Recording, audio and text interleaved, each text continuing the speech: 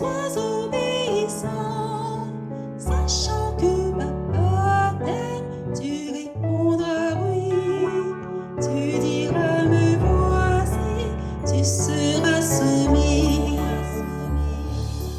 Ta maman t'appelle, mon petit enfant, réponds sans attendre, sois obéissant, sachant que maman t'aime, tu répondras oui, tu diras me voici, tu seras soumis.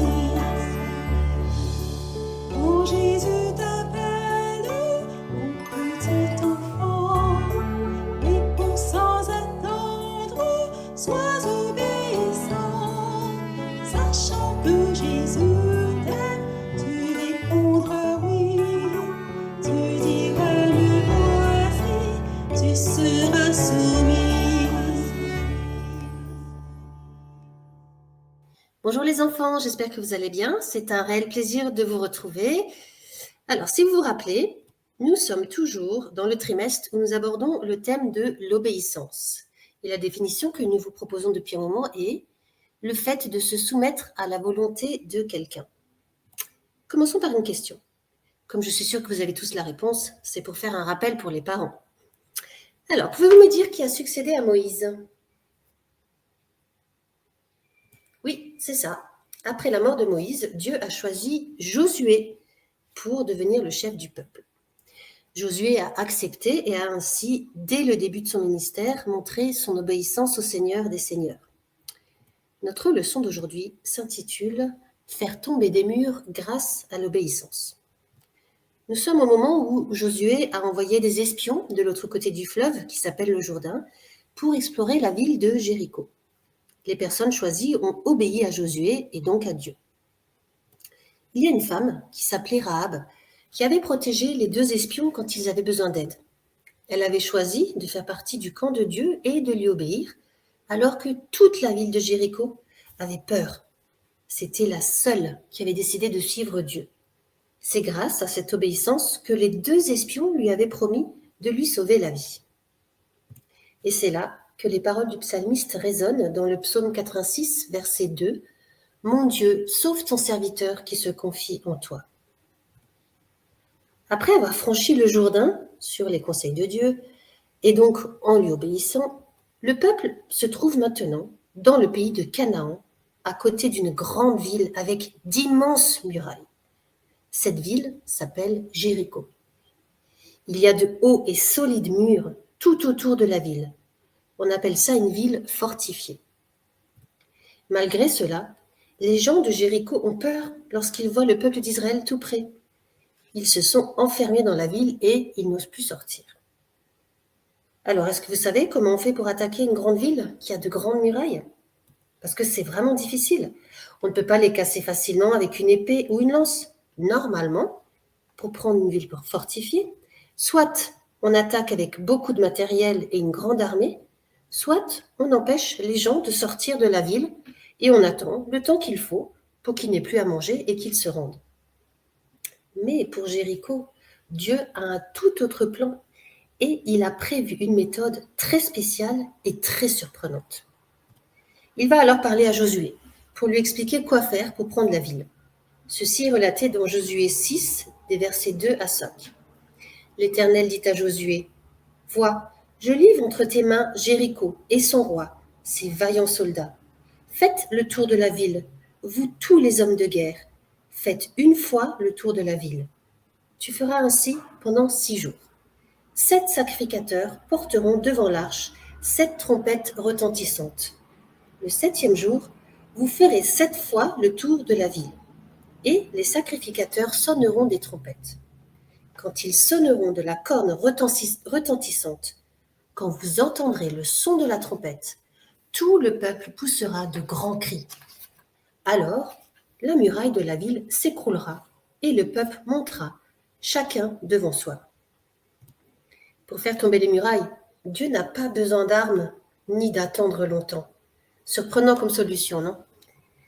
Le peuple d'Israël va pourtant obéir aux ordres de l'Éternel que leur a rapporté Josué. Ils vont donc faire le tour de la ville pendant 6 jours, une fois par jour. Imaginez un peu ce qu'ont dû penser les gens dans Jéricho.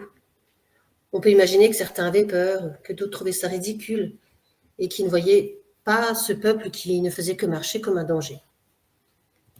Quoi qu'il en soit, le premier jour, on voit le peuple d'Israël marcher en silence. On n'entend que les trompettes. Pareil, le deuxième jour. Et le troisième. Puis le quatrième, ainsi que le cinquième, le sixième, et enfin, le septième jour, ils font le tour, non pas une fois, mais 7 fois. Puis à la fin du 7e tour, ils sonnent les trompettes et les cornes très fort, et tout le peuple se met à crier, et la muraille s'écroule. Le peuple s'élance et tue tout le peuple de Jéricho. Ils prennent les richesses pour les mettre dans un trésor spécial réservé à Dieu, et ils mettent le feu à la ville. Mais, rappelez-vous, une petite partie de la muraille est restée debout. C'était la promesse faite à Rahab par les 2 espions. Ils vont dans la maison de Rahab, qui a obéi, qui a mis un cordon rouge à sa fenêtre, comme il le lui avait demandé. Ils la font sortir avec tous ceux qui sont chez elle. Elle est sauvée. Elle va vivre au milieu du peuple d'Israël. On sait même que plus tard, elle va se marier avec un Israélite. Elle va avoir un fils qui s'appellera Boz, et on sait que Rahab sera l'arrière grand-mère de Jésus. Dans ce récit, on voit donc que Josué a fait tout ce que Dieu lui a demandé, mais aussi Rahab, le peuple et les espions. Que d'obéissance au pluriel. C'est grâce à ces obéissances que Dieu a fait des choses extraordinaires. Un nouveau pays, d'impressionnantes murailles, un peuple inconnu, tout ça aurait pu décourager le peuple d'Israël. Ils auraient pu dire « Oh non, c'est impossible de prendre Jéricho, il y a des murs énormes qui la protègent et nous n'avons pas les armes qu'il faut pour attaquer cette ville fortifiée. » Mais ils ont fait confiance à Dieu. Ils ont choisi de lui obéir. Et Dieu leur a donné la victoire d'une façon incroyable. Dans Hébreux 11, verset 30, nous pouvons lire « C'est par la foi que les murs de Jéricho tombèrent. C'est parce que Josué, Rahab, les espions et le peuple ont fait confiance à Dieu et lui ont obéi que les murs de Jéricho sont tombés. » Pour nous chrétiens aujourd'hui, nous sommes le peuple de Dieu. Dieu ne nous demande plus d'attaquer des villes protégées avec des grands murs. Aujourd'hui, les murailles, elles sont dans les cœurs. Pour ceux qui ne croient pas en Dieu, c'est comme s'ils étaient enfermés. Dieu nous demande de parler à tout le monde de Jésus, de sa mort sur la croix et de sa résurrection, pour que les gens ne restent pas enfermés loin de Dieu, mais qu'ils puissent être sauvés comme Rahab. Mais sans l'aide de Dieu, c'est impossible. Et comme à Jéricho, Dieu nous demande de lui faire confiance et de lui obéir. Donc pour aujourd'hui, je vous propose de mémoriser ce verset qui nous rappelle que quand on fait confiance à Dieu et qu'on lui obéit, on peut faire tomber des murailles. C'est par la foi que les murs de Jéricho tombèrent. Ça se trouve dans Hébreux chapitre 11, verset 30. Donc je répète, c'est par la foi que les murs de Jéricho tombèrent. Je vous invite maintenant à vous agenouiller avec moi pour nous adresser à notre Dieu.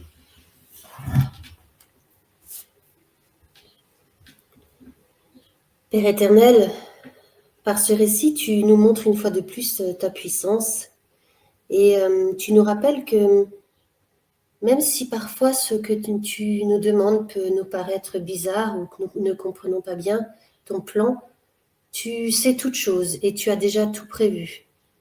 Alors, donne-nous ton esprit pour que nous ayons la foi, comme l'a eu Josué, Rahab, les espions et le peuple d'Israël. Nous sommes ton peuple et nous devons parler de toi et de ton Fils aux personnes qui ont besoin d'être sauvées. Alors, fais en sorte que nous nous rappelions qu'il a fallu 7 jours et beaucoup d'efforts de la part du peuple avant que les murs de Jéricho ne s'effondrent. Et donc, qu'il ne nous suffit pas d'attendre sans rien faire. Accorde-nous ton Saint-Esprit pour que nous passions du temps à étudier ta parole, à la comprendre et à la mettre en pratique pour amener des âmes perdues à toi. Permets maintenant que le moment d'étude de ta parole qui va suivre avec les adultes leur permette de réaliser cette mission dont tu charges chacun et chacune de nous, que nous soyons jeunes ou moins jeunes. Sois avec nous en ce jour béni, dans le nom de Jésus. Amen. Je vous souhaite un bon sabbat et que Dieu vous bénisse. À bientôt.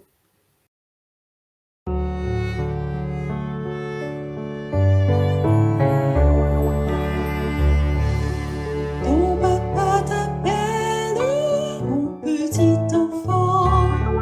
Réponds sans attendre, sois obéissant. Sachant que papa t'aime, tu répondras oui. Tu diras me voici, tu seras soumis. Ta maman t'appelle, mon petit enfant. Réponds sans attendre, sois obéissant. Sachant que maman t'aime, tu répondras oui. Tu diras me voici, tu seras soumis. Oh Jésus.